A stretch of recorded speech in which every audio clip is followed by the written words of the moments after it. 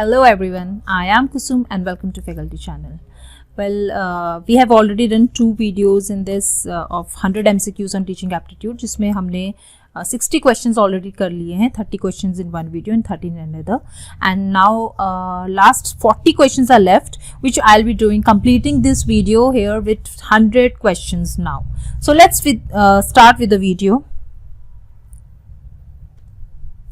First question is effective teaching means, क्या होता है effective teaching? Love, cooperation, sympathy होता है, affection and encouragement given to students, या corporal punishment given to students at the time of moral offence, मतलब जब कोई बच्चे ने कोई गलती कर दी है तो उसको आप पनिश कर रहे हो, या individualised instruction, open classroom discussion, या ओपन क्लासरूम डिस्कशन होना चाहिए और इंस्ट्रक्शंस भी मिलने चाहिए सबको. Here your correct answer will be both A and C, क्योंकि देखिए कॉर्पोरल पनिशमेंट आपको स्टूडेंट्स को नहीं देना है and it is against laws also. Now second question is, your teachers professionalism may be assessed in terms of all of the following commitments except, यहाँ पर आपको बताना है एक्सेप्ट चूज करना है. कौन सा ऐसा है जो नहीं होना चाहिए टीचर्स प्रोफेशनलिज्म में? Commitment to the profession and students, commitment होना चाहिए प्रोफेशन की तरफ और स्टूडेंट्स की तरफ, कमिटमेंट होना चाहिए कलीग्स और एम्प्लॉय की तरफ, कमिटमेंट होना चाहिए रिलीजन और कास्ट की तरफ, या commitment to the parents and community. क्या होना चाहिए? यहाँ पर आपका सी आंसर करेक्ट हो जाएगा, क्योंकि ये आपका टीचिंग का प्रोफेशनलिज्म नहीं है. आप रिलीजन और कास्ट के बेस पे कोई डिस्क्रिमिनेशन नहीं कर सकते हो, उनकी तरफ कमिटमेंट नहीं दिखा सकते हो, बट बाकी तीनों आपके करेक्ट आंसर हैं.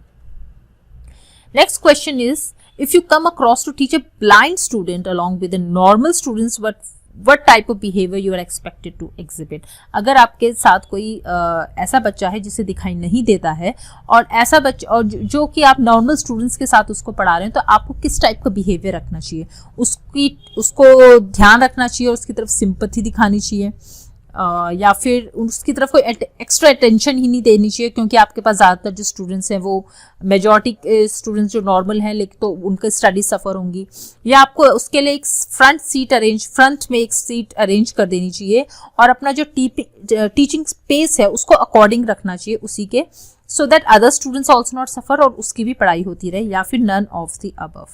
Here your correct most appropriate answer here is just option C, और यही करेक्ट है. देखिए आप उसको सिंपैथी दिखाएंगे तो उसके अंदर एक कहते हैं ना इंफीरियर कॉम्प्लेक्स आ जाएगा, हीन भावना आ जाती है बच्चे के अंदर, तो ये आपको नहीं करना है उनके साथ. Now, if a girl student requests you to collect her posts at your address, अगर कोई लड़की है, स्टूडेंट है आपकी, वो बोलती है कि वो उसकी जो भी पोस्ट हैं वो आपके एड्रेस में आए, कुछ भी चिट्ठी है वो आपके एड्रेस में आए, तो आप क्या करेंगे? उस सिचुएशन में को किस तरह से हैंडल करेंगे? आप उसको परमिशन नहीं देंगे और अपनी प्रिंसिपल्स पे डटे रहेंगे कि बोलेंगे कि ये मेरे प्रिंसिपल्स के अगेंस्ट है, या फिर आप उसको कभी परमिशन नहीं देंगे क्योंकि आपको लगेगा, आप उसको सस्पेक्ट करेंगे कुछ तो गड़बड़ है, या फिर आप उसको परमिट कर देंगे और बोलेंगे क्योंकि लड़की ही तो है, चलो ठीक है, बिकॉज ये एज अ ड्यूटी हो जाएगी आपकी एज अ टीचर, या आप उसको परमिट करेंगे बिकॉज आपका उसके साथ कुछ अटैचमेंट है, आप उसको लाइक करते हैं, तो आप क्या करेंगे? Here your correct answer is your option number 1. Why? आप उसको मना कर देंगे और ये बात करेंगे कि कुछ आपके प्रिंसिपल्स की कुछ बात करेंगे और आप उससे मना कर देंगे. Next question is, if you are irritated and show rashness because of an inadequate behavior shown by others, what do you think about your own behavior? अगर आप irritated हो जाते हो और आप कुछ कोई अगर आपको परेशान कर रहा है या उसका बिहेवियर आपके साथ अच्छा नहीं है, तो आप भी उसके साथ वैसे बिहेवियर करते हो, तो आपको क्या लगता है ये क्या हो रहा है?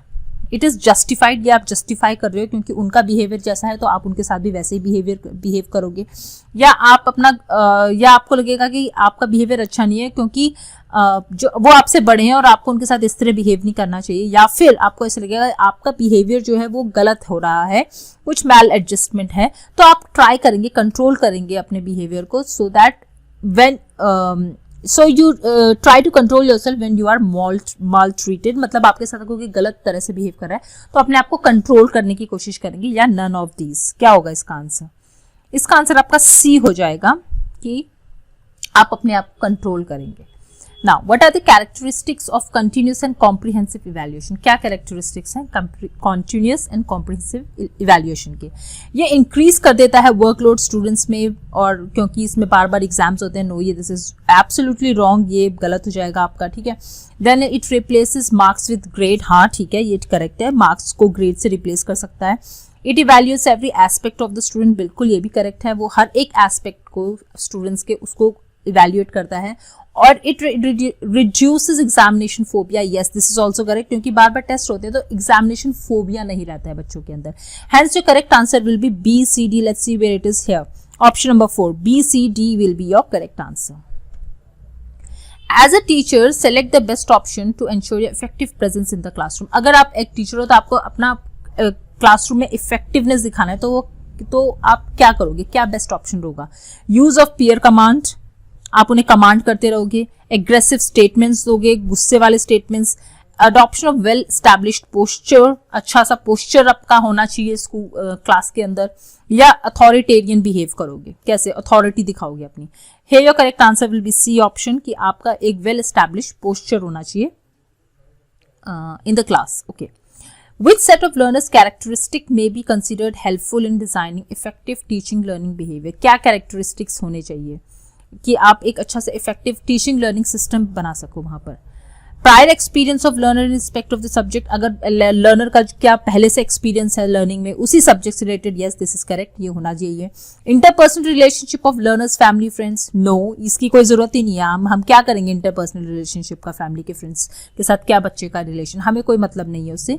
Then B ability of the learners in respect of the subject, yes this is also there. Student का लैंग्वेज बैकग्राउंड कैसा होना चाहिए, yes this is also, yes language बहुत मैटर करता है.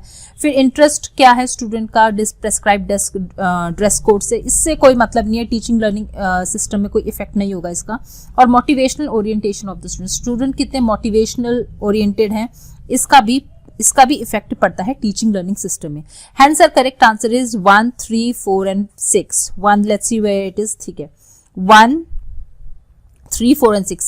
Your B option will be absolutely correct.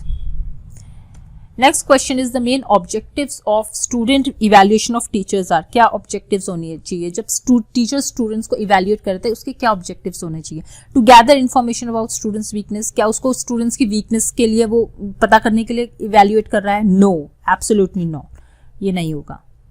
Make teachers teaching seriously, teacher और भी seriously हो सके, सीरियस ले सके टीचिंग को, यस ये हो सकता, ये है आपका एक point. To help teachers adopt innovative methods of teaching, बिल्कुल अगर आपको ऐसा लग रहा है कि बच्चा इस मेथड से नहीं समझ पा रहा तो वो कोई और मेथड, इनोवेटिव मेथड लाए. या आइडेंटिफाई करे areas of further improvement in teacher trait. हाँ दिस इज ऑल्सो करेक्ट, ठीक है. Hence your correct answer is B C D. Let's see where it is. या option number 2, B C D will be your correct answer. Next question is identify the important element of teacher. क्या important element होनी चाहिए teacher के जब वो classroom में पढ़ा रहा है, जब वो क्लासरूम में कोई चीज, कोई लेक्चर दे रहा है, कोई पढ़ाई करवा रहा है, तो क्या होना चाहिए? Avoidance of proximity, no. Closeness को अवॉइड करना, it is not one of the element. Voice modulate करना, yes this is your correct answer. Repetitive pause अगर आप लेते रहोगे तो बोरिंग हो जाएगा, और अगर आपका फिक्स पोस्चर होगा, कोई हिलोगे नहीं डुलोगे नहीं फिर तो बहुत बोरिंग हो जाएगा. Hence your option number B is correct answer. Now इसमें से आपको चूज करना है positive factors contributing to effectiveness of teaching. कौन कौन से पॉजिटिव फैक्टर्स है? Teacher knowledge of the subject, it is the most important thing. Teacher का नॉलेज होना चाहिए सब्जेक्ट में. टीचर सोशियो इकोनॉमिक बैकग्राउंड, वो किस बैकग्राउंड से आया है, नॉट एट ऑल नीडेड. उसका पढ़ाने पे इसका क्या असर, कोई असर नहीं होता है, ठीक है. Then communication skill of the teacher, yes communication skill कैसा है, किस तरह से समझा पा रहा है वो स्टूडेंट्स को, बिल्कुल. टीचर का personal contact with students, not at all required. किस तरह से टीचर पर्सनली कॉन्टैक्ट है उसका स्टूडेंट से, बिल्कुल जरूरत नहीं है. और टीचर का कॉम्पिटेंस मैनेज करना क्लास को और मॉनिटर करना, तो yes this is also important. Hence your correct answer is your option A, C and E. A, C and E, your fourth option will be absolutely correct. Okay. Next is in which teaching method learners participation is made optimal and proactive. Learner का participation किस तरह से active रखोगे? Discussion method से, बस session method से, brainstorming session method से, project method से. आपका यहाँ आंसर करेक्ट हो जाएगा डिस्कशन मेथड, क्योंकि यहाँ पर क्या होगा कि बच्चा जो आपका जो स्टूडेंट है वो भी प्रोएक्टिव होगा, वो क्वेश्चंस पुट करेगा, आप उसे वो डिस्कशन करेगा, तो वो एक तरह से एक्टिव रहेगा, लर्निंग एनवायरनमेंट एक्टिव होगा. Next question is one of the powerful factors affecting teaching effectiveness is related to the, कौन सा इसमें से सबसे पावरफुल? Social system of the country, no. Economic status of the society, no. Prevailing political system को manage करना, नो. But educational system के लिए टीचिंग इफेक्टिवनेस बहुत रिलेटेड होता है. नेक्स्ट इज असर्शन रीजनिंग के लिए मैंने आपको बताया था कैसे करना, आपको बिकॉज लगाना है. ऑल टीचिंग इम्प्लाइज लर्निंग, ठीक है, क्योंकि बिकॉज लर्निंग एक बहुत इंपॉर्टेंट टूल है जो कि टीचिंग से डिराइव किया जा सकता है. So let's see, both A and R are true and R is the correct explanation of A. Both A and R are true but R is not the correct explanation of A. Both A is true, R is false, या A is false, R is true. Here option number 1 is correct because ये दोनों correct हैं, ये इसका correct explanation है.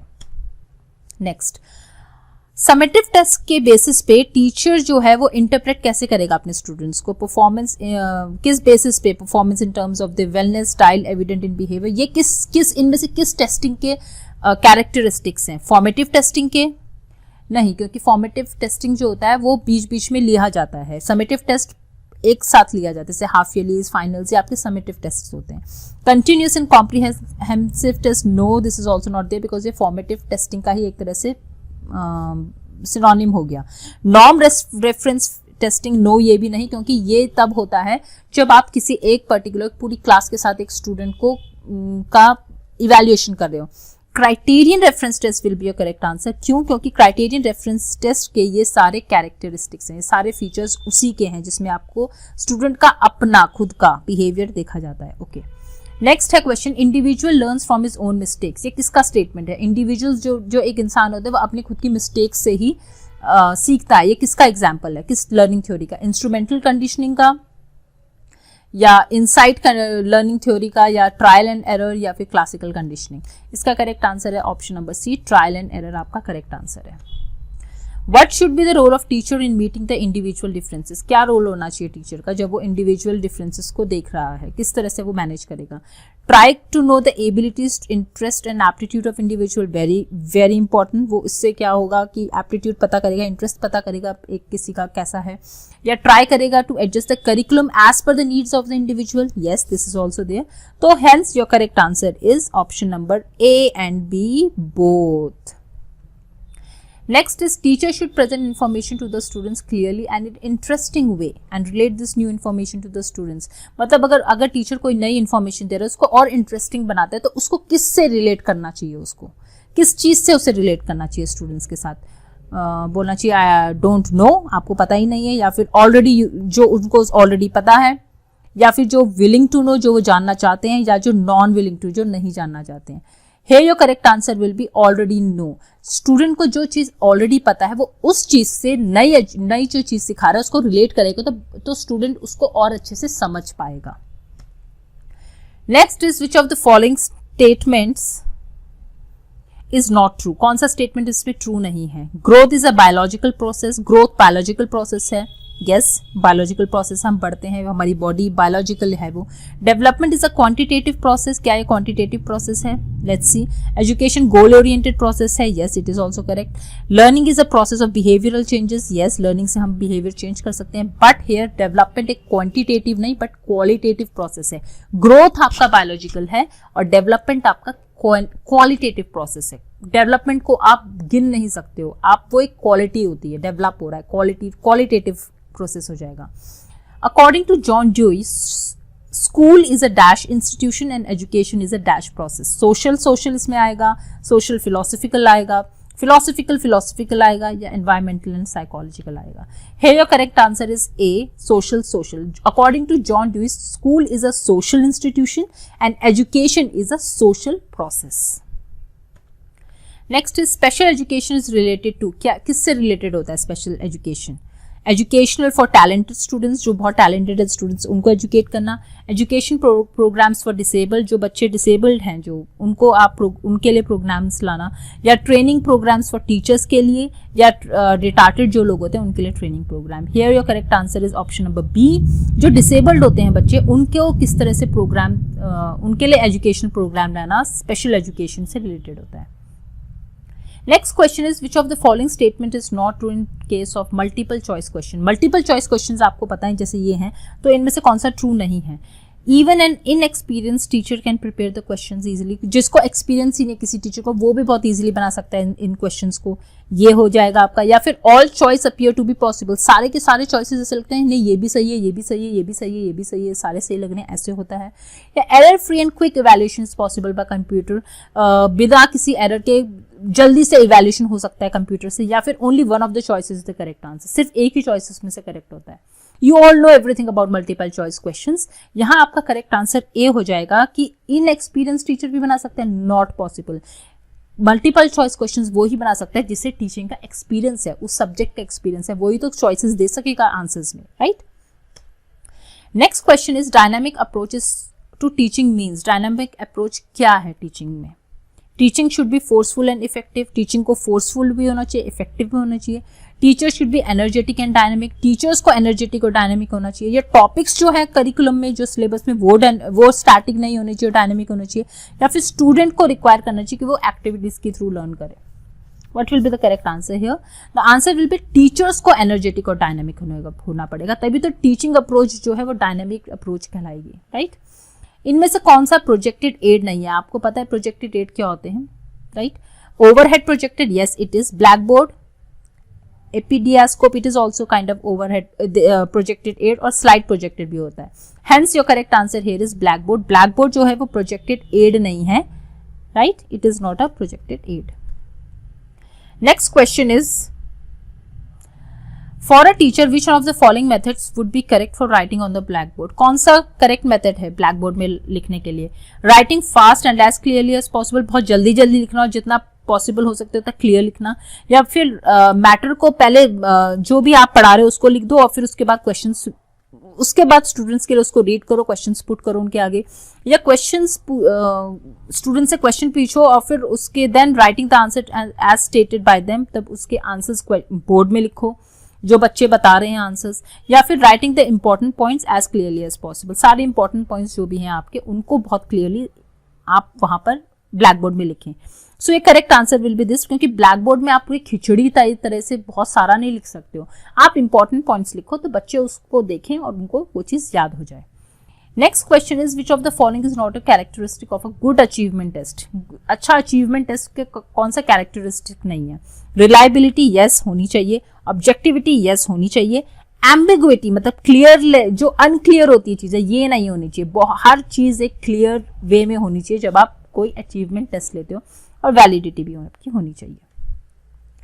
Next question is जब कुछ students बार बार क्लास को डिस्टर्ब कर रहे हैं, deliberately they are attempting to disturb the discipline of the class by making mischief, what will be your role as a teacher? क्या करोगे आप तब? एक्सपेल कर दोगे स्टूडेंट्स को, आइसोलेट कर दोगे उन स्टूडेंट्स को, you will reform the group with authority, एक नया ग्रुप एक रिफॉर्म करोगे उस ग्रुप को, या उनको एक अपॉर्चुनिटी दोगे वो खुद का इंट्रोस्पेक्शन कर सके और अपने बिहेवियर में चेंजेस ला सके, इंप्रूव कर सके? Your D answer will be absolutely correct. Next is a teacher is said to be fluent in asking questions if he can ask. अगर एक टीचर फ्लुएंट है क्वेश्चंस पूछने में तो वो क्या कर सकता है, क्या पूछ सकता, कैसे पूछेगा क्वेश्चंस को? मीनिंगफुल क्वेश्चंस पूछेगा, as many questions as possible वो करेगा, या maximum number of questions in a fix time, सबसे ज्यादा नंबर ऑफ क्वेश्चंस पूछेगा एक पर्टिकुलर फिक्स टाइम में, या मेनी मीनिंगफुल क्वेश्चंस पूछेगा वो एक फिक्स टाइम में? यहाँ आपका करेक्ट आंसर हो जाएगा meaningful questions in a fix time. यहाँ पर देखो, अगर आप ध्यान से देखो, यहाँ फ्लुएंसी इन आस्किंग क्वेश्चन पूछा है, तो मतलब क्वेश्चन तो पूछेगा लेकिन वो मीनिंगफुल होने चाहिए और एक फिक्स टाइम पे होनी चाहिए वो questions. Next is your those teachers are popular among students who. कौन से टीचर्स होते हैं जो स्टूडेंट्स में पॉपुलर हो जाते हैं, जो डेवलप इंटीमेसी विद देम, बहुत क्लोजनेस, बहुत क्लोज हो जाते हैं स्टूडेंट्स के, या फिर उनकी प्रॉब्लम्स को सॉल्व करते हैं, या अवार्ड देते हैं, गुड ग्रेड्स देते हैं स्टूडेंट्स को, या फिर एक्स्ट्रा ट्यूशन लेते हैं, उनके एक्स्ट्रा फीस लेते हैं उनसे क्लासेस लेने के लिए। यहाँ पर आपका B option will be correct कि वो उनकी प्रॉब्लम्स को सॉल्व करने में उनकी हेल्प करते हैं। अच्छा, first day of the class, on the first day of his class if a teacher is asked by the student to introduce himself, अगर आपकी फर्स्ट डे है क्लास की और अगर स्टूडेंट्स बोलते हैं आपको कि आप अपना इंट्रोडक्शन दो हमें, तो आप क्या करोगे? Ask them to meet after the class, उनसे बोलोगे क्लास के बाद मिलना, या उनको उनको अपने बारे में बता दोगे लेकिन बहुत जल्दी छोटे में ब्रीफ में बता दोगे, या फिर ignore the demand and start teaching, demand करोगे, इग्नोर कर दोगे कि छोड़ो क्या इंट्रोडक्शन देना और टीचिंग स्टार्ट कर दोगे, या फिर बच्चों को स्कोल्ड करोगे, डांटोगे और बोलोगे ये बहुत ही अनवांटेड डिमांड है, इट्स नॉट नेसेसरी टीचिंग में कि मैं आपको अपना इंट्रोडक्शन दूं। Okay, so here your correct answer will be tell them about himself in brief, वो अपने आप के बारे में ब्रीफ में फटाफट से अपने बारे में बता देगा। Okay, next question is what will you do to develop the quality of discipline among the students, क्या करोगे क्वालिटी डिसिप्लिन करने के लिए?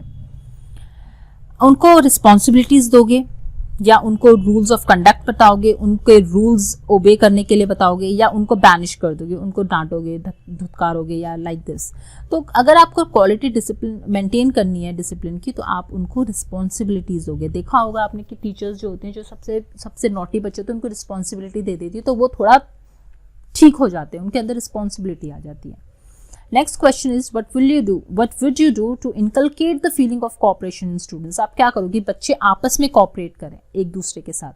Give them good reading material on cooperation, उनको अच्छा सा एक कोई रीडिंग मटेरियल बुक दे दोगे कि कैसे कोऑपरेट करना चाहिए आपको एक दूसरे से, उसमें लिखा हो सब कुछ, या उनको कुछ पिक्चर्स और मूवीज दिखाओगे कोऑपरेशन के बेस्ड, या उनको क्लास में बोलोगे क्लास को ऑर्गेनाइज करो ऑन कोऑपरेशन, या फिर उनको एक ग्रुप वर्क दे दोगे। देखिए यहाँ पर देखें सबसे अप्रोप्रिएट है दिस डी, ग्रुप वर्क दे दोगे आप उनको। उससे क्या होगा, जब वो कोई आप उनको एक साथ कोई काम देते हो करने के लिए, तो उनके अंदर कोऑपरेशन ऑलरेडी डेवलप हो जाता है। तो ये एक बहुत ही अच्छा आइडिया है जिससे कि आप स्टूडेंट्स के अंदर फीलिंग्स ला सकते हो कोऑपरेशन की।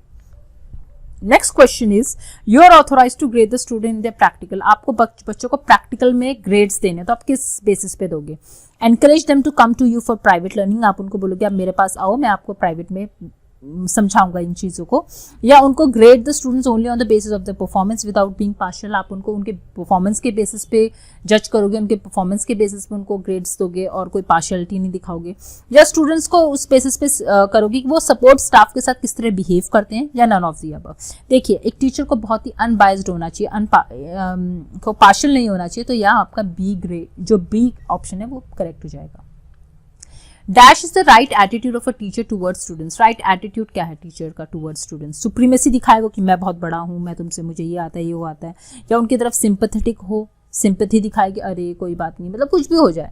या फिर डिसिप्लिनरी, स्ट्रिक्ट डिसिप्लिनेरियन हो, बहुत स्ट्रिक्ट हो इन चीज़ों में, या फिर टॉलरेंट होना चाहिए। Your correct answer here will be tolerant. Being tolerant, why I am saying this so is because एक अलग अलग बिहेवियर के बच्चे आपके सामने आते हैं, तो आप ऐसे नहीं कि कोई बहुत बदतमीज है तो आप उसके साथ बहुत ही गंदे रूड वे में बात करो, तो आपको टॉलरेंट होना पड़ेगा। Okay, next question is what is the use of examinations without notice, अगर आप बिना नोटिस के टेस्ट ले लेते हो, जैसे हम होता है ना सरप्राइज टेस्ट ले लो, तो क्या होगा? They create fear in the mind of the students and keep them regular at studies, उनके अंदर दिमाग में एक डर बैठ जाएगा कि कभी भी टेस्ट हो जाते तो हमेशा स्टूडेंट्स पढ़ते रहेंगे। और can be taken when the teacher has not prepared a lesson, या तब ले सकते हैं जबकि टीचर ने लेसन ही प्रिपेयर नहीं करवा रखा है। या फिर this help in correct evaluation of students knowledge, या वो हेल्प करेगा करेक्ट इवैल्यूएशन में स्टूडेंट के नॉलेज को, या all of the above. Here correct answer will be C, कि इससे आपको पता चल जाएगा कि बच्चे के अंदर करेक्ट कितना नॉलेज है उस टॉपिक से रिलेटेड, अगर वो टीचर ने ऑलरेडी पढ़ा रखा है। Next is dash claim the psychology is definite knowledge of behaviour, किसने बोला था कि psychology definite knowledge of behaviour है? देखिए यहाँ पर करेक्ट आंसर आपका स्किनर हो जाएगा, बिकॉज जॉनसन, गोल्ड्सवर्थ, रॉजर बर्ग ने कोई बात नहीं करी है इसके बारे में। लेकिन अगर यहाँ वॉटसन भी होता आपके ऑप्शन में, या फिर I am not remembering the name, hence here your correct answer is Skinner. Okay, Next is from the list given below, identify the learner characteristics which would facilitate teaching learning process. क्या होनी चाहिए learners की characteristics जब आप teaching learning process करवा रहे हो? Prior experience of learner, बिल्कुल prior experience होगा अगर learner का तो वो बहुत easy हो जाएगा उसके लिए और नई चीज़ों को समझना. Learners family lineage, किस family किस background से आया ये हो, no this is not required. Third, aptitude of the learner, बिल्कुल उसका एप्टीट्यूड क्या है वो आप देखेंगे, IQ कैसा है. लर्नर स्टेज ऑफ डेवलपमेंट, किस तरह से वो डेवलप हुआ है, क्या क्या उसके अंदर डेवलपमेंट्स आए हैं, बिल्कुल ये भी होता है. लर्नर्स रिलीजियस एफिलिएशन, लर्नर किस रिलीजन का स्टूडेंट आपका किस रिलीजन के बैकग्राउंड से आया ये बिल्कुल इंपॉर्टेंट नहीं है. Hence your correct answer is ACD. Option number 1 will be your correct answer. All teaching implies learning be to be useful. ये I think this is repeated question. इसका करेक्ट आंसर 1 था. ये रिपीट हो चुका है question, इससे पहले भी था आगे की स्लाइड्स में, तो आप ये देख लीजिएगा, वहाँ मैंने आपको बता दिया है. Next question is based on which of the following question types can you evaluate the students. किस बेसिस पे आप स्टूडेंट्स को इवेल्युएट कर सकते हो, कैसे टाइप के क्वेश्चन होने चाहिए. Short answer types, objective types, essay type, या ऑल ऑफ द अबव, या इनमें से कोई भी नहीं, none of the above. Here your correct answer will be all of the above. अगर आप देखेंगे आपके क्वेश्चन पेपर में इन सब टाइप के क्वेश्चंस होते हैं, ये ही आपका करेक्ट मेथड होता है क्वेश्चन पेपर को सेट करने का. How will you get your demands materialised as representative of the teachers group. आप टीचर्स ग्रुप के हिस्सा हो और आपकी कुछ डिमांड्स है, तो वो आप किस तरह से रिप्रेजेंट करोगे टीचर्स की ग्रुप में. Meet seniors and try to work out solution. Senior से मिलोगे, उनके सॉल्यूशंस को वर्कआउट करोगे, या नॉन कॉपरेशन मूवमेंट करोगे, या अनअनाउंस्ड लीव में चलोगे, बिना बताए छुट्टी ले लोगे, या फिर आप स्ट्राइक करोगे. यहाँ आपका ए ऑप्शन बिल्कुल करेक्ट हो जाएगा, that meet seniors and try to work out solutions. आप सीनियर से मिलोगे, उनसे बात करोगे, तब आप सोल्यूशन निकालोगे दोनों मिलके, तो ये आपका करेक्ट आंसर हो जाएगा. I think this was the last question. Yes. So these were the 40 questions which we have done, and thank you so much for watching this video. Please, I have completed 100 questions. Now it is your duty to go through these questions. और पहले आप खुद solve करें, जब question पढ़ लें उसके बाद खुद सॉल्व करें, देन आप देखें कि आंसर क्या इसका आया है. Okay then, see you all in the next video. Till then, take care. Bye bye.